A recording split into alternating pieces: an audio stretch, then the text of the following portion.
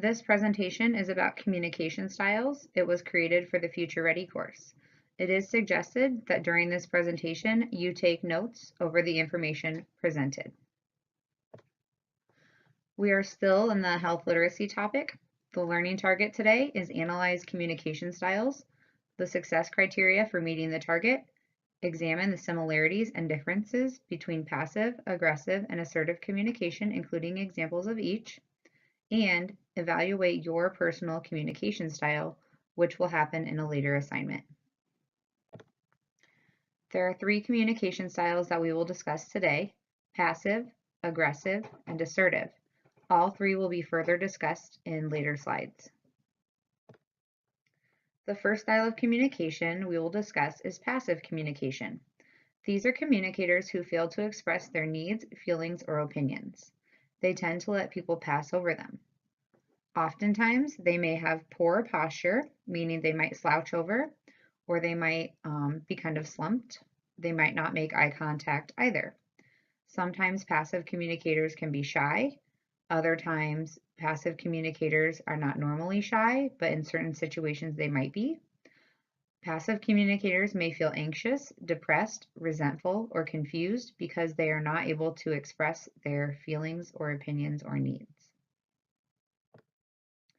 Some examples of communication could be whenever your friend or a person asks you to go to dinner and they say, "Where do you want to go?" And you say, "I don't care." Sometimes, honestly, you don't care, but other times you're just saying that because you'd rather have them make the choice, or you don't want to express where you would like to go because you don't want them to be upset with you for picking a place that maybe they didn't want to go.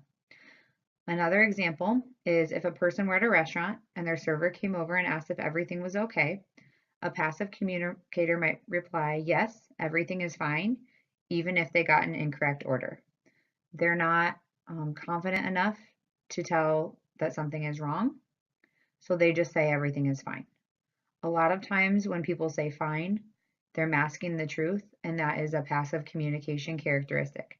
It's not every time, but often passive communicators will do that. The second style of communication that we will discuss is aggressive communication.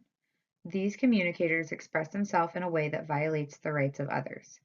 Some characteristics of aggressive communicators include speaking in a loud, demanding tone, blaming other people, using humiliation to control others, alienating others, so pushing them off to the side, and using you statements. An example of a you statement would be, "This is your fault. You made me do this," etc. 2 examples of aggressive communication are below. If we use the same scenario as in the passive communication style at the restaurant, instead of saying the order is fine even when it is not, an aggressive communicator will yell at the server for bringing the wrong order. They are oftentimes explosive and rarely solve problems. Another example would be yelling at your roommate for not doing the dishes after they got home from a long day of work. They rarely take other people's feelings into account. Many times people try to avoid aggressive communicators.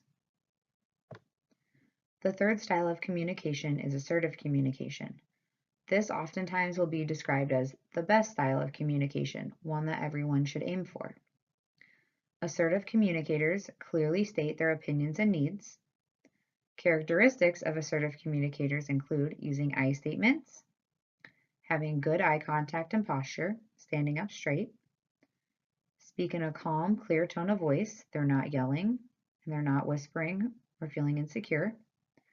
They listen well to other people, and they stand up for their own rights.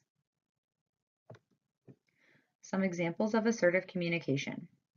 If we use the same scenario as in passive and aggressive, if an assertive communicator received the wrong order, they might tell the server, "I think my order is incorrect. I ordered this." They wouldn't beat around the bush and say it's fine, and they wouldn't yell at the server. They would just state what the problem is.